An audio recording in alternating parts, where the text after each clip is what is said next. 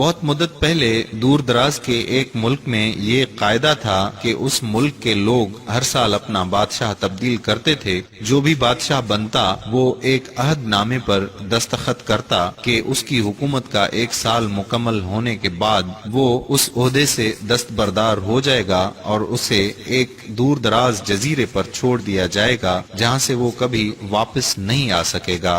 جب ایک بادشاہ کا 1 سالہ دور حکومت مکمل ہو جاتا تو اسے ایک مخصوص جزیرے پر چھوڑ دیا جاتا جہاں وہ اپنی بقیہ زندگی گزارتا۔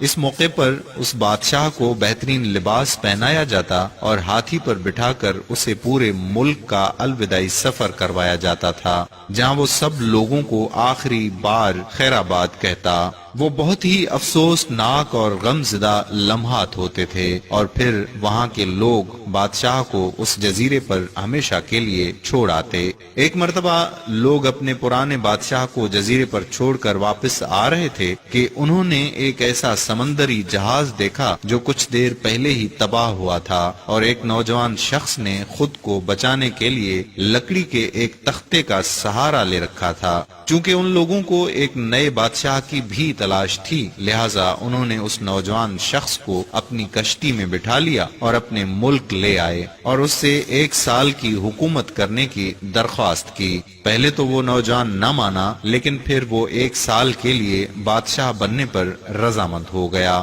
وہاں کے لوگوں نے اسے اس بادشاہت کے تمام اصول اور طریقے سمجھا دیے اور یہ بھی بتایا کہ 1 سال کے بعد اسے فلاں مخصوص جزیرے پر چھوڑ آئیں گے۔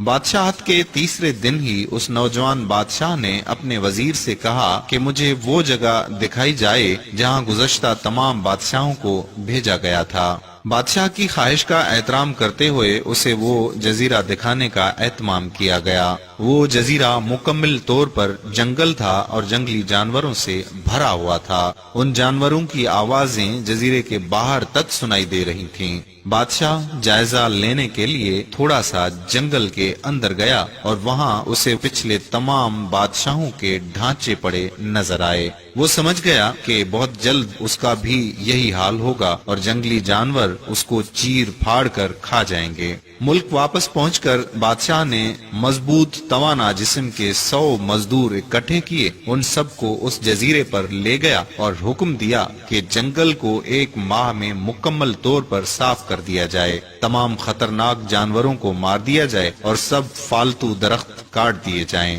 وہ ہر ماہ خود جزیرے کا دورہ کرتا اور کام کی خود نگرانی بھی کرتا۔ پہلے مہینے میں ہی تمام خطرناک جانوروں کو مار دیا گیا اور پھر بہت سے درخت بھی کاٹ دیے گئے۔ دوسرے ماہ تک جزیرہ مکمل طور پر صاف ہو چکا تھا۔ اب بادشاہ نے مزدوروں کو حکم دیا کہ جزیرے پر مختلف مقامات پر خوبصورت باغات تعمیر کیے جائیں۔ وہ اپنے ساتھ مختلف پالتو جانور مثلا مرغیاں، گائے، بھینسیں، بطخیں اور بھیڑیں وغیرہ بھی جزیرے میں منتقل کرتا رہا۔ تیسرے مہینے میں بادشاہ نے اپنے مزدوروں کو حکم دیا کہ ایک شاندار گھر تعمیر کریں اور اس جزیرے پر ایک بڑی سی بندرگاہ بھی بنائیں۔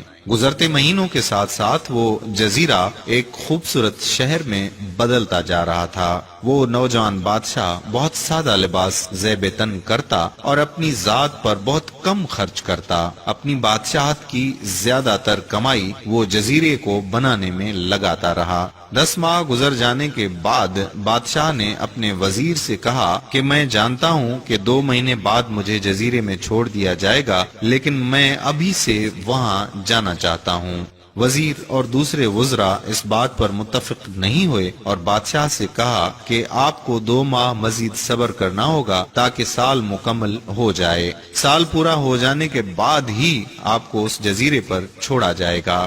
بالآخر 2 ماہ مکمل ہو گئے اور بادشاہ کا 1 سال ختم ہو گیا۔ حسب روایت وہاں کے لوگوں نے اپنے بادشاہ کو شاندار لباس پہنایا اور ہاتھی پر بٹھایا تاکہ وہ اپنی رعایا کو خیر آباد کہہ سکے۔ خلاف توقع یہ بادشاہ اپنی الوداعی تقریب پر بہت ہی خوش تھا۔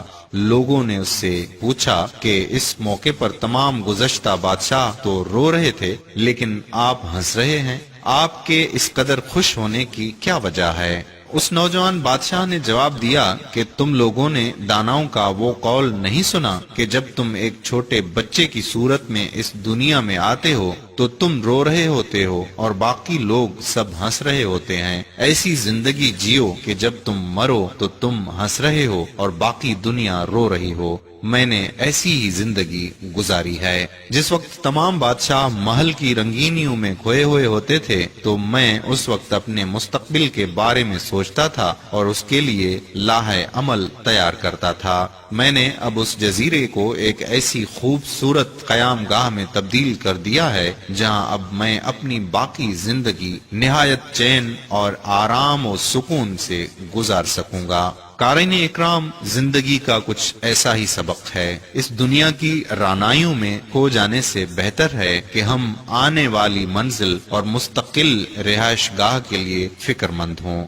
اگر آپ نے ابھی تک ہمارا پیج اچھی باتیں لائک نہیں کیا تو ابھی سے لائک کر دیجئے تاکہ ہم ایسی مزید معلوماتی اور دلچسپ ویڈیوز آپ تک پہنچاتے رہیں۔ اگر آپ کو آج کی یہ بات اچھی لگی تو براہ کرم اپنے دوستوں کے ساتھ بھی اسے شیئر کر دیجئے۔ کیا پتا آپ کی ایک شیئر سے یہ بات کسی کے دل میں گھر کر جائے اور وہ اپنی زندگی کو اس طور طریقے پر گزارنے کی کوشش کرے۔ جزاک اللہ خیرہ۔ السلام علیکم ورحمۃ اللہ وبرکاتہ۔